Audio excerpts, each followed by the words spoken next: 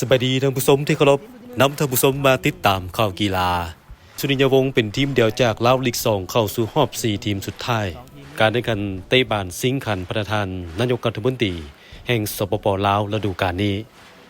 การแข่งขันรอบ8ทีมสุดท้ายสโมสรสุริยวงศ์แชมป์ลาวลีก2แขวงจำปาสักกลายเป็นทีมเดียวจากลาวลีก2ผ่านเข้าสู่รอบรองชนะเลิศภายหลังบุกชนะทหารแขวงสวัสดิเขต1-0จากประตูไซของสุขจินดานัทผาสุขอดีตกองหน้าทีมชาติลาวท้ายเกมนาที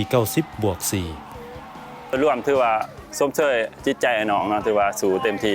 ทั้งว่าสภาพสนามหรือว่าบรรยากาศเฮาบ่ลึงปานใดเป็นการออกนอกบ้านนะถือว่าไอ้น้องเตะได้ดีหลายมันก็เป็นประตูไส้เนาะถือว่าเป็นนัดที่ยากพอสมควรถือว่าคู่ต่อสู้เขามาดีหลายหอบ4ทีมเนาะถือว่าเฮาจะไปเจอกับทีมลีก1เนาะถือว่า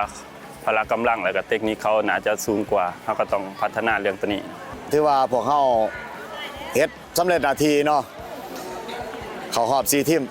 แต่ว่าก็ยอมรับว่าทีมทหารของสวรรณเขตโดยร่วมกับแม่นพละกำลังดีเนาะความสามารถก็สูงเฮ็ดให้สร้างปัญหาความยุ่งยากให้แก่ทีมแข่งจับซักเฮาคือสุริยวงศ์สภาพสนามมันก็บ่อำนวยความสะดวกตามเบสิกพื้นฐานเฮาเล่นบ้านพื้นเนาะมา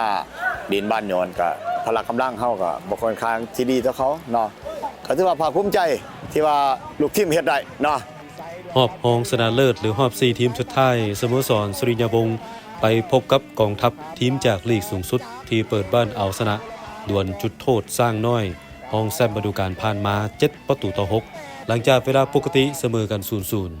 รอบรองชนะเลิศจะแข่งขันวันที่13มังกรนี้สุริยวงศ์พบกับกองทัพอยู่สนามกีฬากองทัพลักหา